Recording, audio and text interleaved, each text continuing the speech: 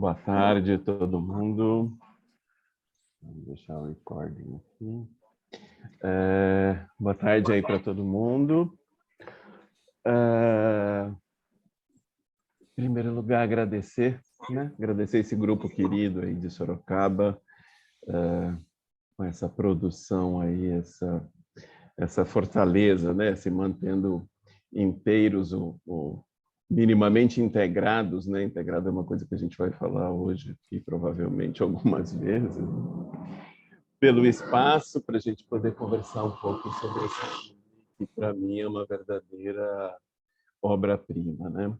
E do prazer de estar aqui na interlocução especificamente com o Klein, que eu acompanho aí desde o tempo do Café Filosófico. Do Café Filosófico eu trouxe o vinho para mim, viu, Klein, hoje. Tá? Tem a água também, mas eu trouxe o vinho. Só estou na base da água aqui. Bom, mas esse estilo, esse modelo, esse formato aí que a Sandra estava falando, que a gente combinou, foi um não combinar, né? Então, a gente combinou que a gente não vai combinar nada, a gente não está trazendo textos para a gente ler. A intenção da gente é a gente fazer uma conversa, a gente elencar algumas cenas, alguns pontos que a gente acha interessante do filme, fazer uma conversa aqui entre nós dois, mas com todo mundo, né? Então, esse é um modelo super novo na contemporaneidade, né? Que é conversar, falar, né? É isso que a gente está propondo aí para todo mundo. Então, por favor, seja uma conversa escrita, falada, mãozinha levantada, participem, tá bom? Vamos ver se a gente sabe fazer isso ainda, né? Pois é, nem que seja virtualmente, né? Assim, quem sabe aí também o Cine Caminhos volta a ser presencial aí no segundo semestre, a gente vai todo mundo para Sorocaba Com absoluta passear. certeza. E esse filme, o que me encantou desse filme, né? Eu acho que primeiro algumas outras coisas que assim também para dizer, além dessa coisa de ser uma conversa, né?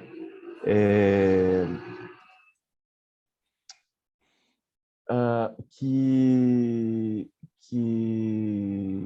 a gente vai tentar aqui evitar o psicanalês, né? A gente sabe que tem uma plateia diversa, né? Não só de psicanalistas, mas de psicanalistas também de diferentes pensamentos psicanalíticos e, de modo geral, a gente vai evitar, mas isso é quase inevitável numa conversa entre dois psicanalistas também, né? Mas eu gosto particularmente de falar sempre muito a partir daquilo que a obra me toca. Então, vai ter spoiler, tá? Para quem acredita em spoiler, vai ter spoiler. É que eu não acredito. Para mim, spoiler é uma coisa que não existe, né? Porque eu entendo que a arte, seja qual seja esse produto de arte, filme, livro, artes plásticas, música, ela é a arte a partir daquilo que ela produz em mim, né? Isso por si só já é uma grande briga entre as artes e a psicanálise, mas é como eu sinto, como eu vivo, como eu falo, e aqui eu só posso falar a partir de mim mesmo, né? Então, não tem muito jeito. Em especial nesse filme, porque é um filme que ele traz várias camadas, né? E a gente pode falar dele a partir dessas várias camadas e a partir de vários vértices, né? Vértices completamente diferentes, né? O que esse filme produziu em mim, quando eu acabei de assistir esse filme, eu estava com um profundo sentimento de solidão, né? E para a gente amarrar um pouco com a psicanálise, eu me remeti muito ao texto da Melanie Klein, O Sentimento de Solidão, que é um texto que foi publicado em 1963, portanto, já uma publicação pós-mortem, a Klein morreu em 1960. É um texto lindíssimo, assim, eu acho lindo esse texto, enfim. É um texto de densidades flutuantes, então, por vezes, é um pouco mais denso, e às vezes ela superficializa um pouco, isso dá essa sensação, enquanto a gente vai lendo, inclusive de que é um texto que ela não finalizou, né? Por isso que ela não publicou antes da morte, né? mas que é quase que um resumo da obra dela, porque ela vai falar muito da posição esquizoparanoide e da posição depressiva, que foi o grande ganho que a gente teve no pensamento psicanalítico com a Klein a partir do Freud. Como muitos de vocês devem saber aqui, o Freud começa toda a exploração pela psicanálise colocando esse sujeito, essa constituição do sujeito em estruturas, né? Estrutura neurótica, psicótica, perversa, né? E a Klein vai ampliar isso para um sujeito que vive nas posições, a posição mais, digamos assim, mais regredida, mais primitiva, posição esquizoparanoide, e uma posição depressiva, que seria essa posição mais integrada. Mas eu já comecei aqui a falar um monte de coisa, acho que eu já estou avançando demais. Queria que o Klein falasse um pouco do Thomas Savage, né, que é o autor do livro que a Jane Campion desenvolveu. Aliás, não sei se vocês sabem, mas a Jane foi a 6ª diretora que conseguiu, assim, aconteceram 5 projetos antes para transformar esse livro em filme, e os diretores não conseguiram levar à frente, não tiveram estofo para levar à frente. E vem lá a Jane Campion e traz esse filme belíssimo, falando desse universo masculino, né? A Jane Campion, que já tinha sido premiada também com aquele outro filme, O Piano, de 1993, não sei se vocês assistiram, se não assistiram, corram e assistam. Assim como também, quem não assistiu O Ataque dos Cães, corre e assista, e quem já assistiu, assista de novo depois dessa nossa conversa. Mas conta aí, Klein, um pouco aí do livro pra gente. Bom, então a minha primeira participação, uma boa tarde a todos. Não dei boa tarde a vocês, sejam bem-vindos ao Caminhos, né? Mesmo que seja virtualmente. Endosso as palavras de Joaquim, de que no próximo semestre a gente precisa se esforçar para nos encontrarmos, então estão já antecipadamente os de São Paulo, como eu, né, convidados a uma pequena viagem até Sorocaba, de 100 quilômetros, que não mata ninguém, né? A respeito dessa sugestão que o Joaquim dá, não é? É curioso, sobretudo por um aspecto da densidade do filme, né, do que a gente vê no filme, a própria experiência do escritor, de quem escreveu o livro que dá origem ao filme, em que, de certo sentido, é autobiográfica, né? Quer dizer, a experiência de uma homossexualidade abafada, né, oprimida, não é? Escondida, visto que ele acaba tendo um casamento com uma mulher, tendo filhos, mas sempre mantendo essa condição mais particular e mais secreta, não é? Ali na ponta da boca, não é? Pode-se dizer assim, eu acho que resulta num determinado aspecto que a gente percebe nesse filme. Devemos considerar que se trata, né, a história se passa, né, no início do século passado, não é? E, portanto, conta aí com uma dificuldade tremenda, não é, na elaboração ou na aceitação ou na condição de colocar em algum determinado lugar da cultura exatamente a questão da homossexualidade. Nós todos sabemos, né, claro, as diversas manifestações de muitos e muitos tempos, né, da homossexualidade masculina e feminina, né, o quanto foram abafadas, né, não havia espaço, né? Ainda não há suficiente, mas hoje muito mais, com certeza, né? E mesmo havendo hoje, também há os ataques sobre essa manifestação, né, hoje em dia, né? Então, eu penso que a beleza do livro, né, ou a beleza do filme está justamente na reflexão, não é, do abafamento disso e da experiência singular, né, tímida, escondida, secreta, não é, dessa homossexualidade, especialmente na figura do Phil, né, que a gente percebe, mas a gente vai mostrar que isso também está presente em outros personagens, tanto quanto do jovem, né, que expressa isso, não é? E passa a ser alvo de ataques do grupo de cowboys ali, não é? E que parece ser a primeira camada a que se refere o Joaquim, né? E que é bem visível, todo mundo consegue perceber isso nitidamente, quase como dizendo que o filme trata disso. O filme trata de outras coisas, né? Me parece, isso é só a face mais, a camada mais visível, né?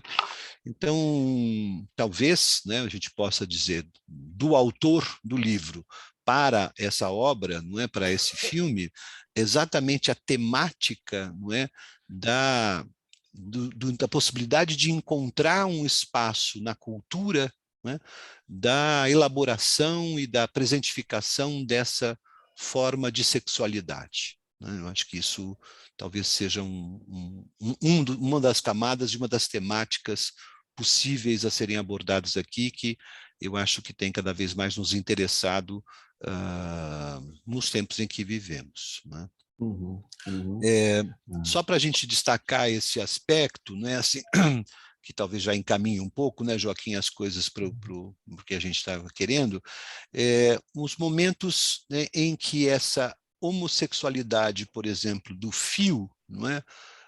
Ou este contato com isso está presente nas cenas dos filmes. A gente destacou aqui, não é, quando conversávamos, especialmente a cena do lago, né? No momento em que ele está se banhando no lago, né? E há ali sozinho, absolutamente só, para alcançar essa dimensão da solidão que o Joaquim destacou, né? Que nos levará para o texto da Klein depois, né? Então, sozinho e numa cena muito bem feita, muito, né, belíssima cena, em que há ali digamos, a apresentação do Bronco Harry, né, onde ele é apresentado por meio de um lenço com as iniciais, né, do Bronco Harry, com a qual ele está se masturbando, digamos assim, né, uma cena leve nesse sentido, para demonstrar isso, sem nenhum exagero, né, mas mostrando toda a proximidade entre o bronco, né, entre o fio e o bronco. Não é? Esse lenço, não é? Esse lenço, remetendo a essa relação com o bronco, todo mundo se lembra dessa cena, né? É bem marcante, não é? Esse lenço também nos sugere pensar em objetos transicionais, né, do Winnicott, não é? O quanto aquilo, né, aquele lenço estaria representando uma possibilidade de acesso, né, a uma simbolização da experiência dele, né, que parece ficar no meio do caminho, né? Parece não alcançar algum tipo de simbolização possível, né? E aí, bom, né, podemos pensar no ambiente desfavorável a isso, pensar em uma série de outras condições que não permitiram que essa simbolização acontecesse, né? Então, esse é um aspecto que eu acho que a gente pode destacar aí, que seria bem interessante, né? Toca aí, Joaquim, molhar a goela. Acho que, Joaquim, só um momentinho, Oi? antes de vocês continuarem, visto que já fizeram uma boa introdução aí, né? Uhum. Teve uma interrupçãozinha na gravação, no início, né? Porque depois a gente vai deixar no YouTube e não pegou a apresentação de vocês. Então, eu vou refazer ela, tá bom? Só para ficar mais... Ok. Então, olha, o Joaquim Pereira da Silva Júnior é médico, com especialização em cardiologia e homeopatia, é psicanalista, membro do Departamento Formação em Psicanálise pelo Instituto Sede Sapiense e dos grupos de estudo do mesmo departamento, né? Psicanálise, grupos e instituições e depressão, melancolia e suicídio. O Klein, que é aqui da casa, né? O Wilson Klein, é psicanalista também pelo Instituto Sede Sapiense, Departamento de Psicanálise, mestre e doutor pela PUC São Paulo e professor do curso de Teoria Psicanalítica do COGEA e PUC. Então, agora vamos seguir. Obrigada. Obrigado a Então, você. essa cena, né, que o Klein está falando, na verdade, são duas cenas ali do lago que, para mim, são cenas que vão ficar na história da cinematografia mundial, né? São cenas delicadíssimas, são cenas de um verdadeiro mergulho, né? Que, aliás, parece ser muito essa característica da Jane Campion, né? Enquanto diretora, ela chama, ela convida a gente para esse mergulho nos personagens, né? Seja lá no piano, né? Aqui eu estou citando muito o piano porque foi mais conhecido, mais premiado, seja agora aqui, ela vai trabalhando com poucos personagens, né? Aqui no caso do Ataque dos Cães, eu costumo dizer que a solidão é tão grande ali daquele ambiente, daquelas pessoas, daqueles sujeitos, que parece que foram 4 pessoas que caíram de paraquedas no meio daquele rancho em Montana, né?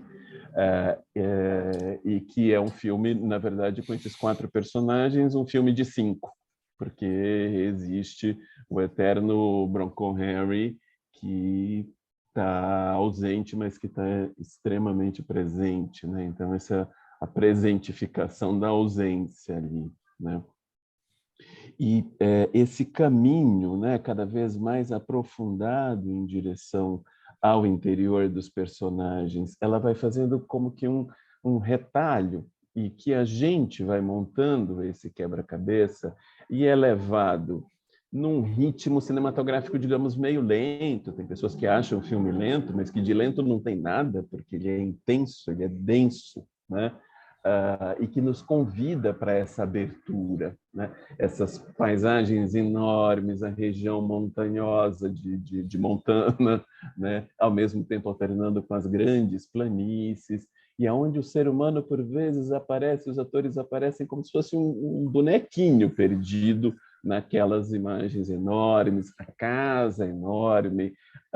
Ela escolhe, enquanto diretora, estou eu me metendo aqui a diretora de cinema, mas ela escolhe aqui algumas tomadas, né? A partir das janelas, através das janelas a gente atinge a amplidão das montanhas, né? E algo que vai surgindo no desenho das montanhas, inclusive, que é o cão, né? Que só, digamos, os iniciados percebem, né? Então, só quem conseguia ver o desenho do cão, né, foram o Bronco Harry, o Phil e o Peter, né? Os outros homens ali não viam, né? Os outros vaqueiros e rancheiros não viam esse desenho, né? Mas eu estava falando sobre esse caminhar, né? O Phil tem esse lugar especial à beira do lago, onde ele se retira e, eventualmente, ele toma banho, né? Consta a lenda que o próprio ator, o Cumberbatch, ele ficou 6 dias sem tomar banho para entrar no personagem, né? Então, esse é um lugar para onde ele se retirava para poder tomar banho e entrar em contato. Talvez fosse o momento onde ele mais entrava em contato com ele mesmo, pelo menos com esses aspectos mais infantis ou mais primitivos dele e na relação dele com Bronco Harry, né? Então, a cena inicial é do Peter entrando por aquele buraco lá na árvore, né? Por um caminho estreito, né? E aí ele vai descobrindo pistas, né? Ele encontra as revistas de fisiculturistas que eram do Bronco Harry, está lá assinada por ele, até chegar ao lago. Eu, particularmente, me remeti muito ao próprio trabalho da análise, né? Que a gente vai chegando por caminhos muito estreitos até esse inconsciente que, de repente, acidentalmente, né? A sessão de análise tem muitos acidentes, vamos dizer assim, entre aspas, e que, de repente, descortina-se um tanto de coisas tão necessárias ali para o entendimento, esse acesso ao inconsciente, né? E ali, naquele momento, esses dois como que fazem um pacto, né? É como se o Peter acessando esse inconsciente, acessando essa intimidade do fio, né? Quase que revelando esse segredo do fio, forma-se um pacto, né? Como vários outros pactos, a gente percebe que são montados durante toda a história, né? O que vai dando sempre para a gente esse cheiro de perversão, né? Tem uma perversão no ar que vai, enfim, se consumar de uma forma mais clara no final do filme, com o assassinato do Phil pelo Peter, né? Foi um assassinato, né? Foi uma coisa elaborada, foi uma coisa urdida, tramada, né? Por aquela corda cheia de antrax para matar o Phil, né? Só acrescentando aí, já que eu estava pensando aqui, na verdade pensei isso agora, né? Que nessa cena do lago em que o Peter se aproxima ali silenciosamente, exatamente como você está demonstrando, o Phil escuta um barulho, né? Percebe a presença, mas eles não se conversam, né? Não há uma conversa. Peter se assusta e foge e tudo mais, né? E eu ficava pensando que, dado o fato, né, de que o Phil vinha se apresentando, até mesmo para o Peter e para todos, como aquele portador de uma máscara muito masculinizada, intensamente masculinizada, de cowboy, maldoso, grosseiro, fedido, e etc., etc., né? Ali está acontecendo uma outra coisa, né? Uma outra coisa que, de algum modo, o Peter, né, coloca isso no plano mais visível, porque ele desfila em frente aos cowboys e, né, e mostra toda essa questão dele ali, ao passo que o Phil não é? Então, nesse momento em que o Peter entra nesse lugar, né, neste lugar, eu acho que vale a pena dizer assim, né? Talvez pudesse ter havido, e a gente vai observar uma mudança na relação entre o Phil e o Peter a partir de então, né? De uma conexão, né? Mais ou menos como a Klein, no Sentimento de Solidão, aborda, né? A respeito de um contato silencioso, pré-linguagem, né? Pré-verbal, né? A respeito de uma intimidade, de um conteúdo, de um elemento presente nos dois, portanto, se encontram ali, se entendem, vamos colocar isso tudo entre aspas, né? E pronto, né? A cena se desfaz com o Peter fugindo e tal, e vai se remontar isso depois na ida para a montanha entre os dois, né? Quando os dois vão para a montanha, né? Eu acho extremamente interessante porque desse encontro, desse contato, a gente terá uma aproximação do Phil em relação ao Peter e de uma forma, aí sim, né, perversa do próprio Peter tratar o próprio Phil. Então,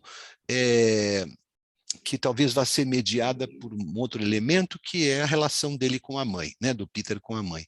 Mas é curioso, né, a maneira como esse conteúdo interno, né, vamos dizer assim, revelado ou conectado ali, é tratado, não é, pelo Phil e é tratado pelo Peter, de modos diferentes, do meu ponto de vista, né?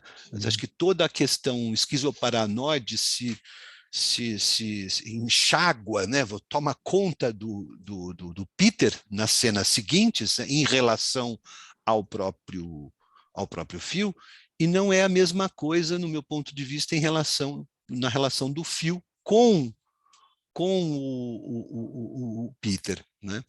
Então, talvez aí tenha algum elemento que a gente pudesse contar com a ajuda dos universitários para a gente pensar junto, porque eu parei aí, né? Vamos ver o que alguém tem alguma ideia? Quem quiser ir falando, pensando aqui, a gente está construindo pensamentos aqui, né? Estamos construindo, porque é isso. O que me encanta desse filme é o tanto que ele abre de possibilidades, né? E a gente veio aqui para provocar pergunta, não foi para trazer resposta, não, porque senão não é psicanálise, né?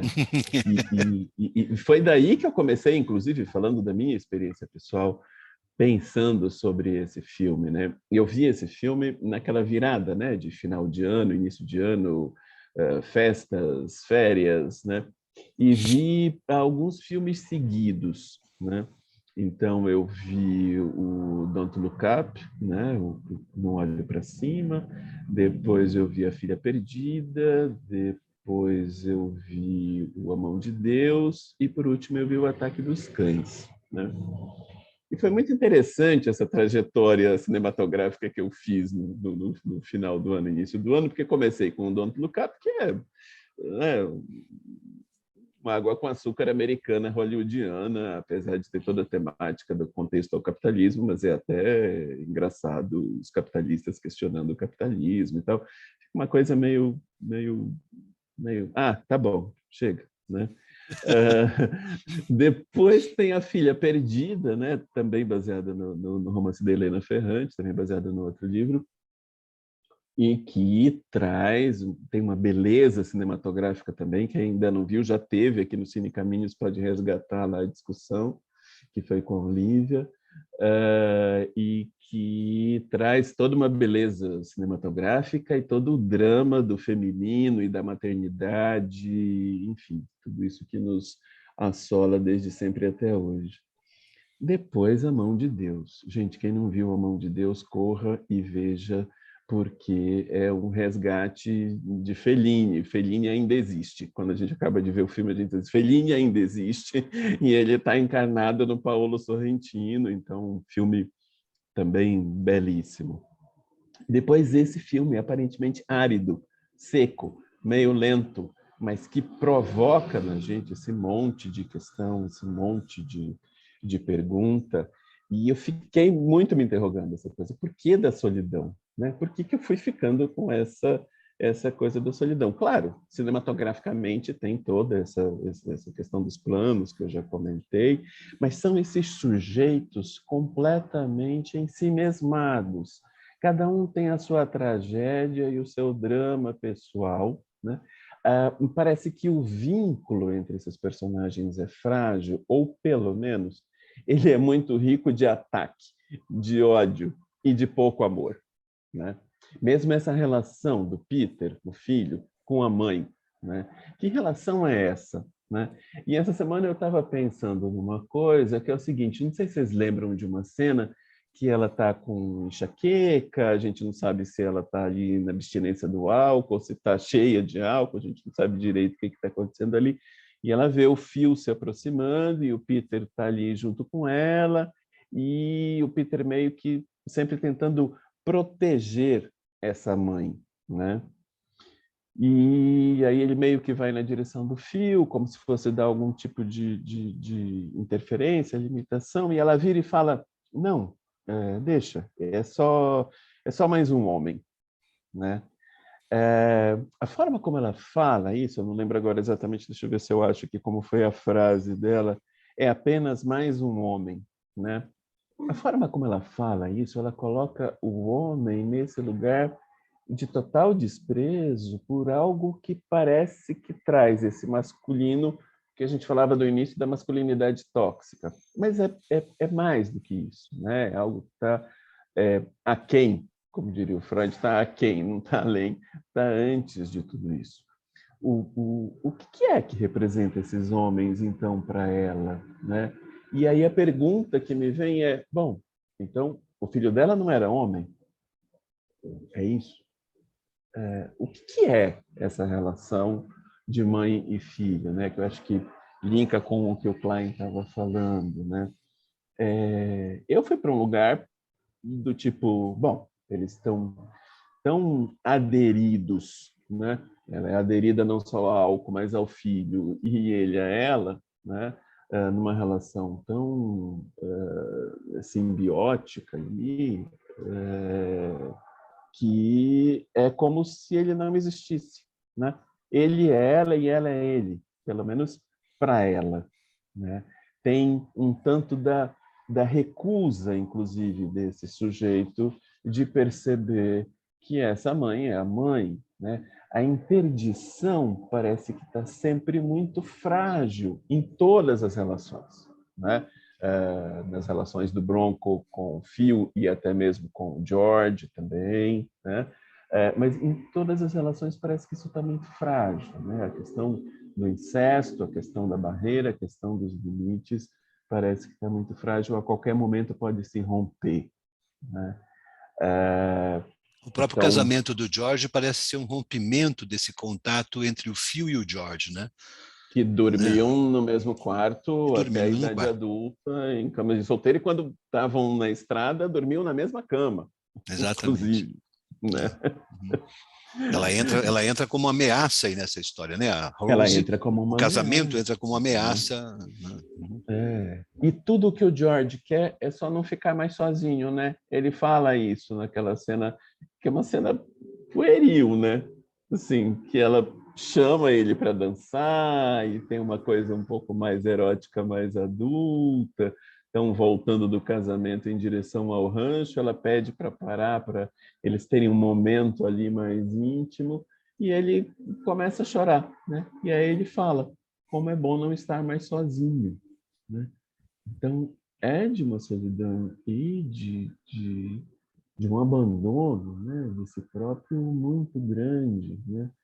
E aqui, eu estou falando em livre associação de ideias aqui, tá, gente? A gente elencou algumas coisas para pensar, mas eu abro a boca e eu vou falando, então vocês me interrompam, me atrapalhem, falem, enfim. Mas que eu volto aqui à cena do lago, né, do Phil se masturbando, e que eu acho que por isso eu penso, num dos poucos momentos que, apesar de ser um prazer solitário, mas é onde ele consegue fantasiar um pouco, né?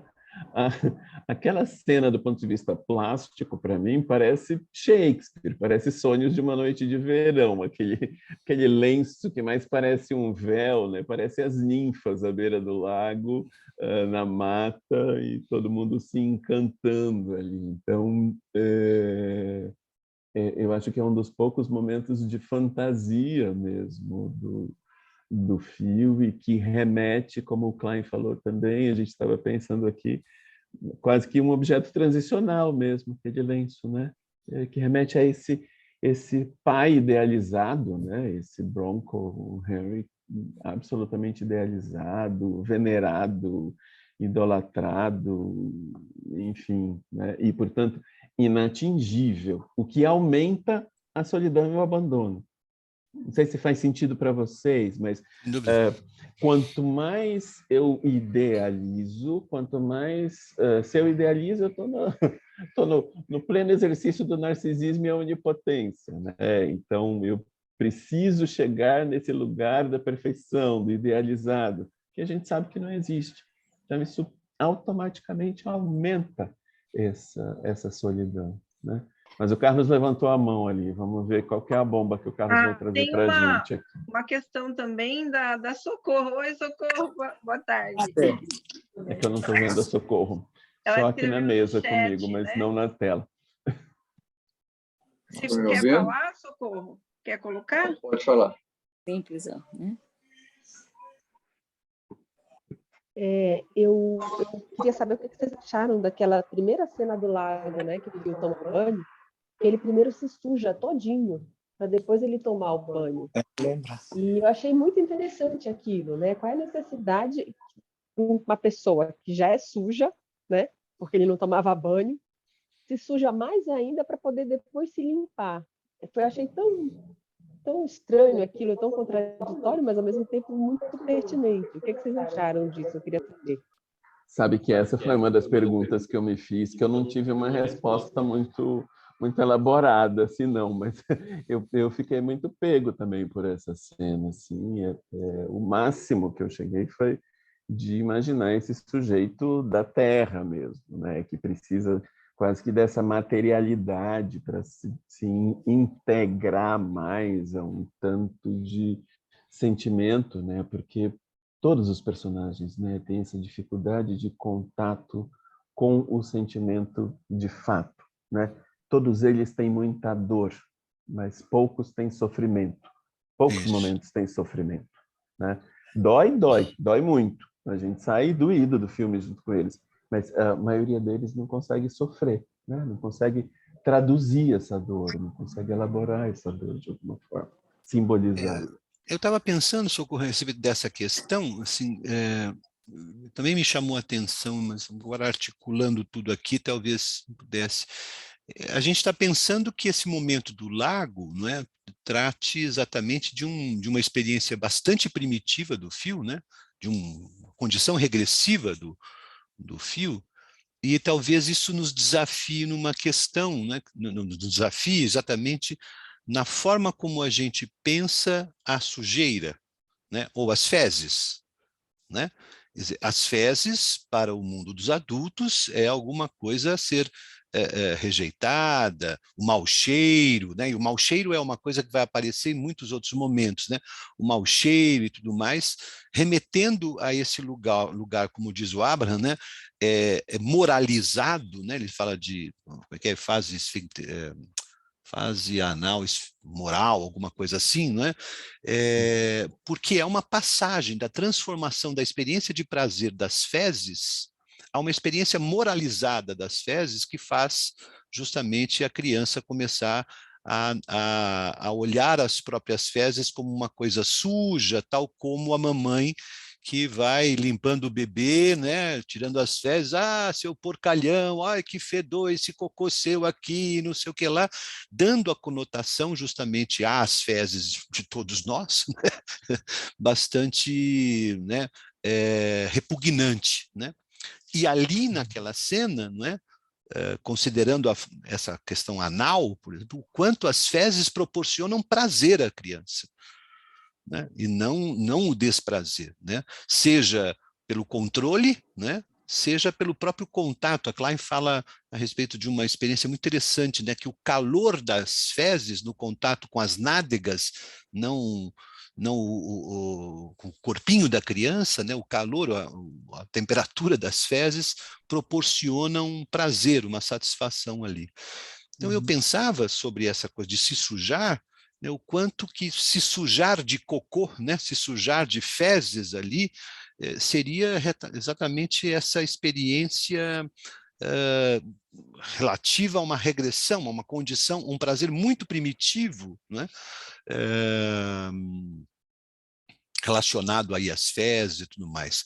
O que vai colocar talvez essa relação dele com o bronco também numa condição muito primitiva, né? É uma sugestão de pensamento. Eu aqui pensando agora fui para um lugar ainda mais primitivo. Eu fui para o nascimento, né? Claro.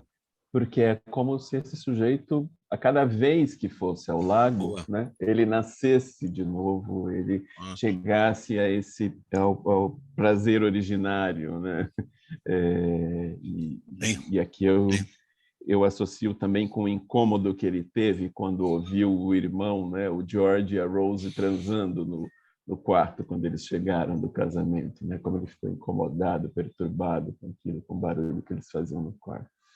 Deixa o Carlos perguntar lá. Acho que é o Carlos, Sandra. Eu estou aqui me metendo Isso, a mãozinha está de pé aqui. Me ouvindo aí?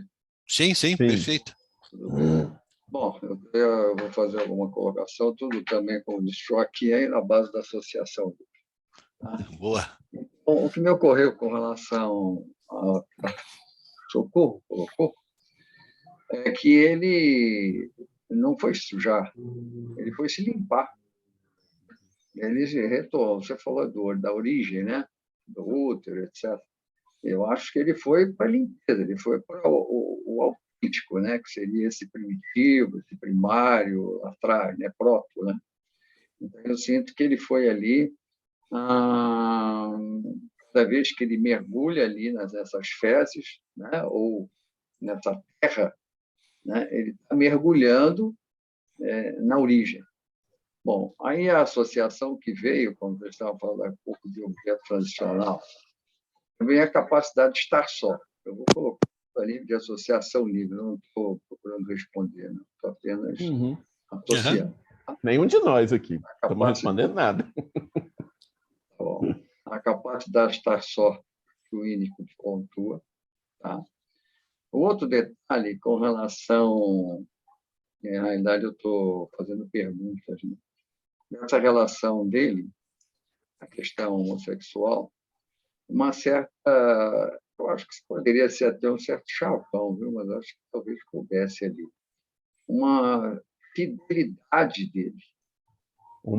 Ele no homossexualismo, ele se mantém fiel à mãe. Infidelidade, aqui cortou aqui. Infidelidade. Fidelidade. Fidelidade à mãe. Ele na postura, né? Ele sendo homossexual, ele fica fiel à mãe.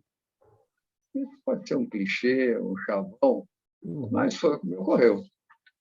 Tá bom? E uma outra associação que ocorreu também, aí é um filme, né? Não sei, provavelmente alguns viram aí, foi o Farol. Então, basicamente, era isso que eu queria colocar como associação dentro do que vocês estão debatendo. O Farol? O que você pensou do Farol? Os dois juntos lá. Farol, todos os dois estão lá juntos. Eu associei. Basicamente, associação. É que eu não estou me lembrando dessa cena. Escapou. Não, o Farol, eles estão todos juntos lá no Farol. Todos juntos ali. A convivência intensa. Tá? Estou deixando em aberto. Tá? Não estou querendo avançar muito. Ok. Sim, nós também. A gente está deixando em aberto aqui. Sim, não a intenção fechar nada aqui, só para a gente pensar. Vamos ver acho que sentido acho que você traz essa coisa aí da mãe, né? E é uma coisa muito interessante. Os pais, né, do filme do George, né? Até a caracterização dos personagens, né? A mulher parece, a mãe parece ser mais ativa, se for para a gente usar essa terminologia mais ativa e passiva, mas o physique de rôle ali da atriz que faz a mãe, né? Uma mulher por si só jamais impostada, é para ela que o Phil escreve a carta denúncia que o George vai se casar com a viúva de um suicida, né? Enquanto que o pai aparece como um sujeito ao quebrado, barbudo, caído. Também o physique de rôle dele também, né? Uma coisa que faz a gente pensar nesse, digamos, nesse homem mais frágil, né? Assim como emendando aqui, eu também vou pensando nessa dupla de irmãos, né? Extremamente cindida, extremamente estereotipada. A gente está aqui falando em terrenos de Klein e posição esquizoparanoide, né? É importante a gente sempre lembrar, né, que para Klein esse bebê já tem um ego incipiente, né? Diferente para o Freud, que esse ego vai se constituir lá na dissolução do complexo de Édipo entre 3 e 6 anos, por volta dos 4. E para Klein, não, a gente tem um ego desde sempre, um ego, digamos, incipiente, e que vai passando por toda esse jogo entre as posições esquizoparanoide e depressiva, fundamentalmente até o 6º mês, né, de vida. Isso é uma grande diferença teórico-clínica, né, entre os dois, e que ajuda muito a gente pensar nisso que a gente vai vivendo para todo sempre, né? Porque a Klein ainda traz algo de um quase evolutivo, né? Que partimos do esquizoparanoide e chegamos na depressiva, e que o Bion vai ampliar mais isso ainda, dizendo que não, a gente fica nesse funcionamento em espiral, onde a gente oscila entre esse esquizoparanoide. E a gente vê isso em sessão, né, gente? Muitas vezes o paciente chega ali, aparentemente está ok, está sofrendo, tem tristeza, dor e sofrimento, e de repente a gente faz alguma intervenção, algo se aciona ali dentro que vem com todo o ataque para cima do analista, né? Ou seja, se defendeu lá com um ataque na posição esquizoparanoide. Então, a gente vê isso transitando ali nos 4 personagens, né? Nos 4, quase 5, né, personagens. Então, já nem sei mais por que eu comecei a falar isso. Não sei se tem alguma coisa a ver com o que o Carlos me trouxe do início, mas eu fui viajando aqui. Mas a respeito dessa questão da fragilidade do ego, né, do eguinho, né, do eguinho lá da criança, né, de um ego que vai aos poucos, né, tentando sobreviver, né, em relação a essas duas posições, né, a esquizoparanoide e a depressiva, que não é tarefa fácil mesmo, né, interminável, sobretudo, né, mas me parece que tem um aspecto, para mim é caro esse aspecto, porque está diretamente relacionado à questão da perversão, não é? Que permeia o filme. E assim, eu não assisti a esse filme tendo a impressão sobre a perversão que é manifesta ali, como alguma coisa, notem bem aí, alguma coisa relacionada à perversão popular, alguma coisa, né, numa linguagem desse, necessariamente da maldade, né, né, mas de alguma coisa que assinala, que aponta para a carência, né, de recursos que possa acender esta manifestação a um registro mais elaborado, né? Olhando para esse filme, né, ali 1925, enfim, né, tratando desse cenário, para mim fica a impressão de toda a precariedade dos dispositivos sociais, e aí estou falando de linguagem mesmo, de recurso de linguagem, para dar acesso, para dar lugar a essa manifestação sexual, essa manifestação de identidade, né, naquele contexto, né? Então, a saída perversa, né, a alternativa perversa, como uma alternativa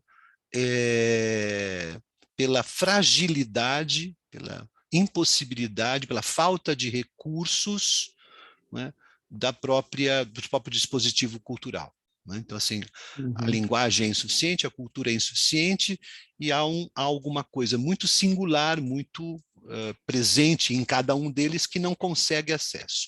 Uma saída, que eu percebo ali, uma saída arranjada, digamos assim, é propriamente, acho que essa masculinidade estereotipada que a gente vê ali, né? Como se fosse um manto, e acho que o fio escancara isso, um manto que recobre, né, que esconde exatamente, não a perversão, esconde exatamente a sua homossexualidade, que não tinha lugar nem voz suficiente. Só teve, provavelmente, com o Bronco Harry, né, e que podia vir a ter com o Peter.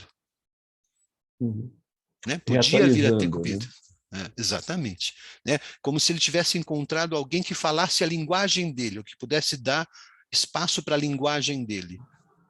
Ao mesmo tempo que ele próprio não conseguia fazer isso naquele contexto, porque ele era o machão, era o masculino tóxico, etc., etc., em todas as outras cenas. Eu assisto ao filme identificando essa fragilidade de sentidos possíveis para essa sexualidade, né? Para essa manifestação sexual. Né? Então, aí temos um problema do ego, né? Temos um problema de ego aí, né? Então, mas sempre que sempre que eu estou com muita gente assim, e que a gente pensa sobre esse filme, surge essa questão, né? O Peter, e eu queria que alguém se manifestasse aqui, o Peter é um sujeito que opta pelo homicídio, né? Como uma defesa neurótica, um sujeito que está defendendo a mãe dele, ou é esse sujeito perverso que quer a mãe para ele, né? E que qualquer homem que se aproxima, porque vai ficando no enredo algo sugerido de que foi ele quem matou o pai também, né? Tem um diálogo dele com o Phil de que o pai dele teria dito para ele que ele era muito forte, né? E o Peter conta para o Phil que quem bebia era o pai, não era a mãe, né? Mas eu vou vendo desde sempre esses traços perversos no Peter. E eu fico com curiosidade de saber o que as outras pessoas acham, né? Se é esse neurótico sofrido defendendo a mãe, ou se é esse perverso salvando a mãe, como ele fala nas primeiras frases do filme, quando entra a narração e vai aparecendo o rancho, né? Não sei se vocês perceberam, acho que foi traduzido como ajudar a mãe, mas no inglês está como salvar a mãe, né? Que, por sua vez, remete aos versículos lá da Bíblia também, do Bendito Cão, que é outro tema, né? Para a gente discutir, pensar aqui sobre o cão. A Beth já levantou a mão, eu sei que ela quer falar sobre o ataque das mãos. Um comentário aqui da Fabiana. Fabiana, cadê você, Fabiana? Não estou te vendo. Mas tem uma mãozinha levantada aqui da Beth, é isso? Tem esse comentário no chat também. No chat. A Fabi deixou esse comentário aqui, né? Acho o filme um farol para pensar... Cadê a Fabi? Foi embora? Então, não, ela está na página 2. Na página 2 é ótimo. Acho o filme um farol para pensar as questões identitárias, pensando as formas de apresentação, com pudor na exposição no início do século e com exposição despudorada de hoje. Então, é exatamente isso que a gente está falando, que o Klein está puxando, né?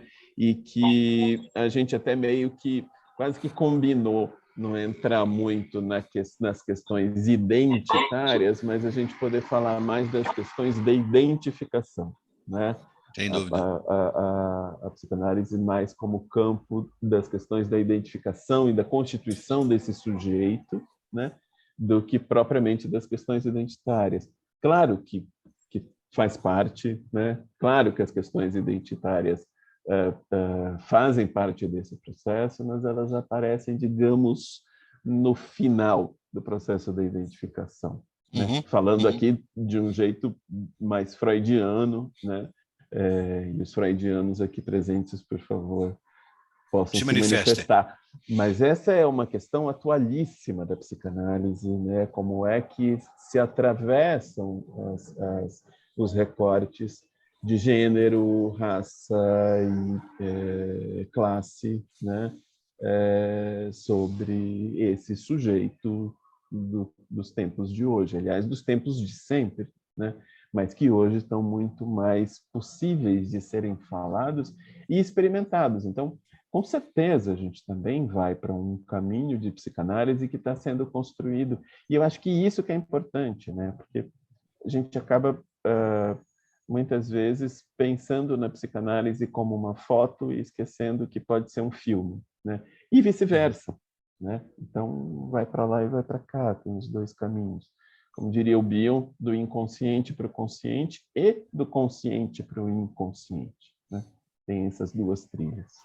Mas quem está na vez aí, Sandra, que eu me meti É a aqui. Beth agora. Beth Oliva. Beth, quer falar, Beth? Agora sim, estamos te vendo.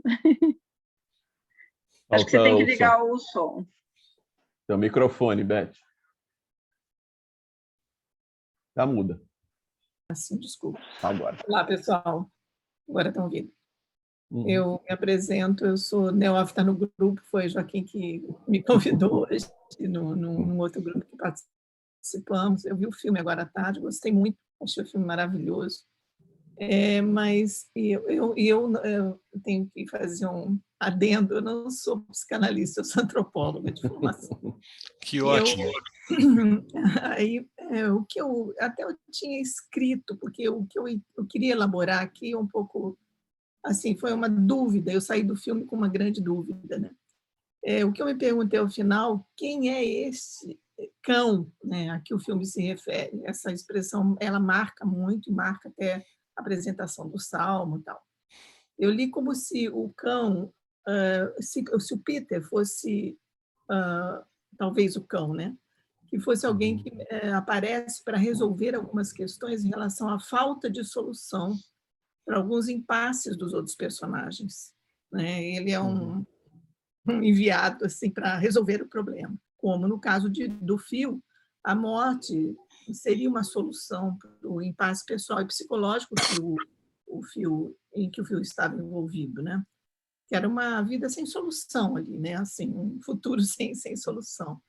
E nessa linha de interpretação, eu perguntei se teria sido Peter, que teria inclusive matado o próprio pai, fica uma suspeita, eu acho legítima, né? Porque a morte do pai é apenas referida e como relato dele apenas, né? E ao final fica e também avançando mais no final do filme, né? Fica uma dúvida se Peter teria simplesmente libertado a mãe da presença de Phil ou se Peter também a libertaria, eu coloco, do sofrimento dela, que se manifestava pelo alcoolismo, que ele reconhecia, né? E por uma expressão que ela carrega no filme todo de profunda infelicidade, sempre. Ela é uma mulher infeliz, né? Acho que a única cena de felicidade é quando ela sai ali na estrada, né, com o irmão. E aí tem uma cena que eu achei muito significativa para sustentar um pouco essa minha visão, que foi aquela em que o Peter mata o coelho que fora ferido na pata. E o que ele faz aquilo para que o coelho não continue a sofrer, isso é muito interessante, mas ele faz isso com a maior naturalidade, né? Ele faz aquilo como se fosse um nada, natural, eu vou ajudar esse bichinho aqui, bom, né? Chega, assusta o durão do Phil, né? Ele exatamente. Phil faz uma cara, ele assusta, quem é esse sujeito? O Phil fica assustado. Eu acho que essa cena me parece muito metafórica em relação a uma visão que eu tive, né? Em relação ao suicídio do pai, quer dizer, libertar o pai, libertar o filho desse sofrimento, né? Essa agonia que ele vivia, certamente, né? E libertar também, eu achei que aquela cena final, para mim, ficou uma suspeita, em que ele olha para a mãe, né? E a gente não sabe se ele libertou a mãe da presença do filho, ou se ele vai dar uma solução também para a infelicidade da mãe, né? Porque ele é uma pessoa absolutamente fria. E aí eu pensei, quem é o cão, né? Quem é o cão? Não é uma pessoa, mas o que é esse cão, né? Sim. Então, eu ficaria mais com a ideia do que é esse cão. Várias possibilidades aí. Você quer começar, Klein? Não, eu queria destacar somente essa última questão que a Beth fez, assim, né? Não quem é o cão, mas o que é o cão, né? Que elemento é esse que perpassa os personagens, né? E que, hora e outra, se manifesta como esse cão, né? Que, olhando lá os versículos, é aquilo que ameaça, né? Que ameaça os homens, né? Então, os versículos fazem referência exatamente a pedir a Deus que afaste, né, o cão de cada um de nós, né, do ataque dos cães, como se fôssemos ser atacados por alguma coisa que vai nos perverter, vai nos tornar maus, alguma coisa assim, né? Então eu fico pensando que o cão não é quem, mas é o que mesmo, né? Mas eu acho que a minha linha, eu segui um pouco por uma trilha que o cão é o desejo, né? E o cão é o desejo. E o cão é o desejo do Phil, e é alguém que, assim, né? E esse desejo, ele é o que perturba tudo. Ele perturba todas. E aí ele tem que ele tem que ser solucionado. É solucionado de uma forma violenta, mas é solucionado. E isso fica insolúvel, né? Essa é uma resposta que não existe, mas e que ela se situa exatamente, para mim, né, entre o título original, o título do filme, né, o título do livro, que é O Poder do Cão, né, e a tradução, que é Ataque dos Cães, né? Então, ao final, eu acabei gostando dessa coisa de Ataque dos Cães, né? Não sei nem se foi intencional ou não, quem fez esse tipo de tradução, se era psicanalista ou não, porque eu gosto muito de pensar que existe um cão dentro de nós, né? Então, existe um cão dentro de cada um daqueles personagens. Então, por isso que é Ataque dos Cães. E esse sujeito fustigado por essa posição esquizoparanoide, né, onde tudo fica muito cindido, o que é bom, o que é mal, mamãe é boa, papai é ruim, e sucessivamente assim, faz a gente pensar que é como se a gente deixasse de enxergar os monstros internos, né? Eu estou aqui um pouco contaminado também, porque quinta-feira eu fui na exposição do Tim Burton, né, que está imperdível, quem não foi, vá. e que é isso que ele traz, né? Ele coloca em traços finos e longos, né? Os monstros que residem em nós. Então ele percebe que tem dentro dele, tem dentro do outro. Então tem o horror e tem a empatia, né? De se perceber humano. Então, acho que o grande trabalho do filme ali, se tivesse um caminho, né, de evolução, de desenvolvimento, de construção, seria nesse sentido, desses aspectos mais malignos, destrutivos, a pulsão de morte, poder conversar mais e melhor com a pulsão de vida e que a pulsão de vida dê conta, né, preserve e mantenha os objetos bons internos que a gente vai construindo na relação, né? E então eu acho muito interessante tanto o título original do Poder do Cão, porque eu acho que vai dando essa dimensão quase que divina, mas que ao mesmo tempo remete muito ao humano.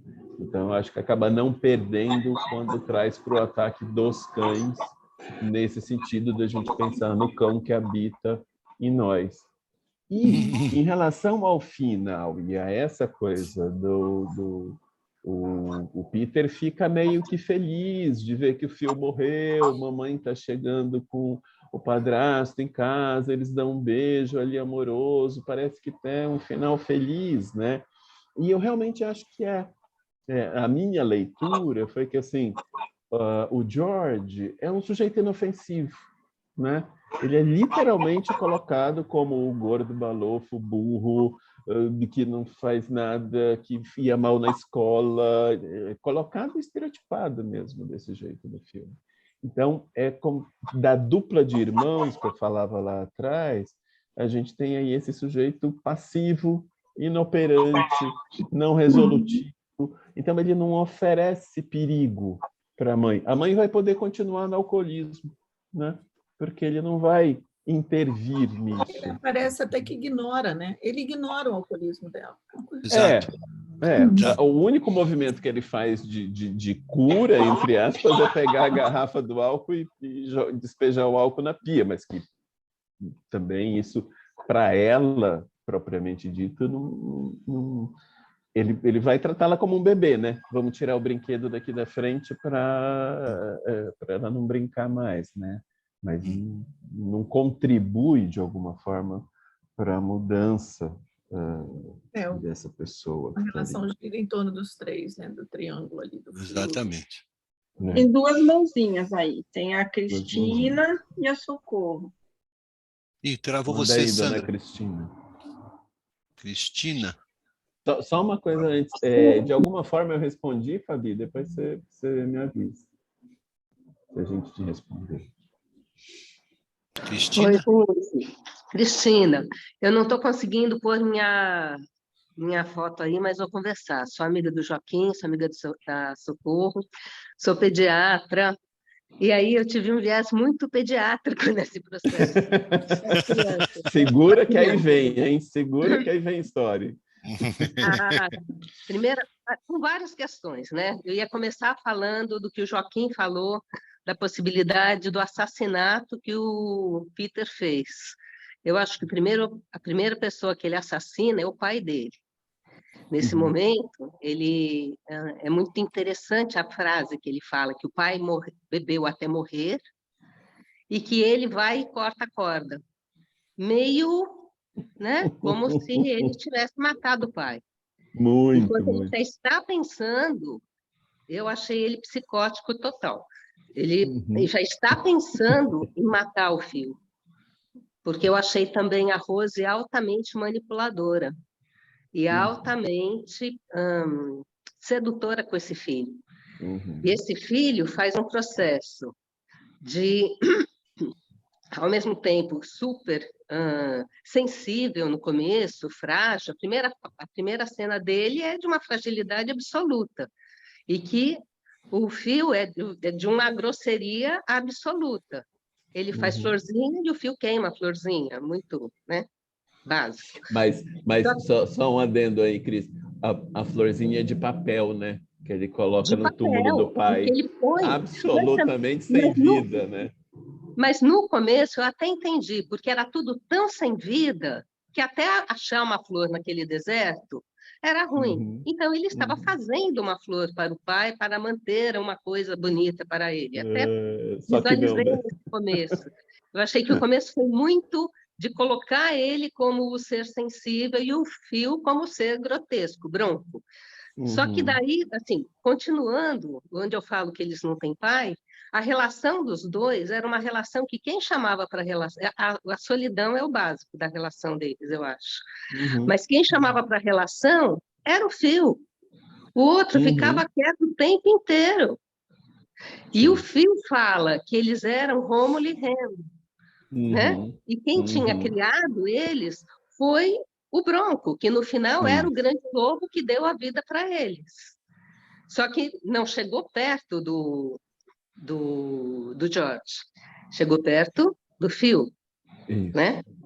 E aí, bom, e daí indo, salvou a vida, né? Vai acontecendo as coisas, a gente vai vendo que ele não é, o Phil não era, eu fui me apaixonando pelo Phil, tadinho, porque o Phil não era, não, ele era muito isolado.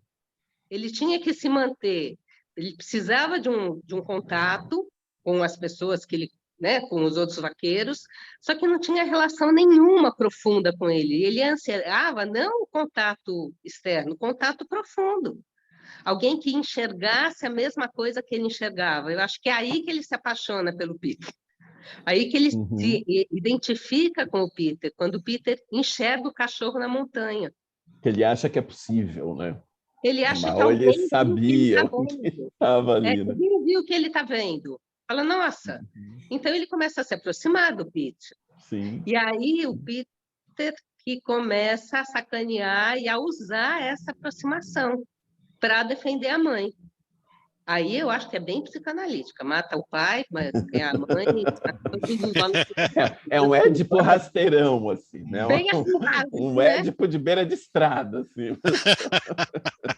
Mas aí... De ensino médio, do ensino médio. Não, e aí, por exemplo, aquela cena que a Beth falou, né?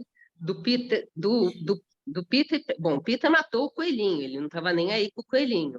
O coelhinho quebra a pata. Eu achei que a frase do Phil não foi uma frase de acabar com o sofrimento do coelhinho. Não ia dar para consertar a pata do coelhinho. Então, vamos matar logo para ele não sofrer. E aí ele vai se mostrando mais sensível. E nessa hora que o Peter vai se mostrando mais psicótico. Ele trama a morte do cara, mesmo se fazendo de amigo, a ponto de deixar o Phil completamente sem defesa. Ele estava completamente entregue, ele estava acreditando que ele tinha achado uma outra pessoa que ele podia confiar. Tanto é que a morte foi planejada, foi totalmente planejada, e numa frieza, que eu chego a falar que o último olhar que ele deu, na minha opinião, não era ele mesmo, e o último olhar do filme foi quase que como se agora ele ia matar o outro homem do pedaço, e ficar com todo aquele processo para a mãe e ele. Uma coisa que o Phil diagnosticou no primeiro momento que ele viu ela, achando que ela era uma manipuladora. Sim. Essa é uma pediatra falando, podemos chamá-la para o próximo Cine Caminhos, tá vendo? E você traz uma questão que é sempre... Os pais dos dois aparecem muito pouco. Essa é uma questão que você traz que a gente está sempre se debatendo, né, na psicanálise. Psicótico ou perverso? Né? Tipo, Brasília, psicóticos ou perversos, né? Mas vai ficando mais com cara de perverso, até por isso que você falou, né? Uma coisa que parece meio desafetada, muito programada, muito elaborada, que tem não é exatamente desafetada, mas que o prazer está em outro lugar, né? É aquele sujeito que sabe que existe a lei, mas que ele vai, de algum jeito, driblar a lei, né? Driblou, né? E driblou com o conhecimento que ele tinha e que ninguém poderia pegá-lo. Então, ele é para manter a mãe. né? Para manter a mãe para ele. Para salvar, né? a mãe, teoricamente. A mãe faz todo um joguinho de que ele é o grande salvador. Ó, me salva. Até sendo tão frágil. E por isso que eu acho que até o título do filme, O Ataque dos Cães, é o ataque dessa dupla perversa, que se põe de boazinha e não é. Pegando esse gancho, né? A Beth fez uma pergunta. Alguém conseguiu ver o cachorro na montanha? Ela disse, Eu vi o congelei a cachorro na imagem e não montanha. vi. Eu não vi. É uma sombra. Eu não vi. Não, é uma eu não sombra. vi. Você tinha tomado alguma medicação homeopática para poder conseguir ter Desculpa, essa eu visão vi, tão eu ampla. mostro para vocês. Se tiver aí, eu faço a bolinha. Tem uma sombra à direita, que é o cachorro com uma boca aberta. Tem a sombra. Como as nuvens do céu. Todo mundo Não, vê, é uma né? sombra que tem. A gente vê coelhinhos, elefantes, né? Fala, Socorro. Eu achei, na verdade, que o cão é a solidão de cada um dos personagens, porque são todos muito sós, nenhum estabelece relação com ninguém, na verdade, a não ser com o seu próprio sofrimento, né? E essa coisa do Peter, né, com a mãe, é uma coisa meio laluna, meio, né, um alimenta o outro e um não faz diferença entre um e o outro. E aí ele fala, vou salvar minha mãe, mas aí ele se pergunta naquela partida de tênis, e o que será do homem que sempre obedece à sua mãe, né? Que fim eu vou dar para mim, né? E assim, então eu acho que a solidão é o verdadeiro cão, né? Porque você não vê relação entre nenhum deles. Mesmo quando faz aquele jantar de gala, um não tem relação com o outro, nenhuma das pessoas que estava ali se relacionou com ninguém, né? E a vingança que existe em cada um deles, né? Então, aquele olhar que ele lança para ela, quando ele fala para ela, você não tocou, você ensaiou a semana inteira.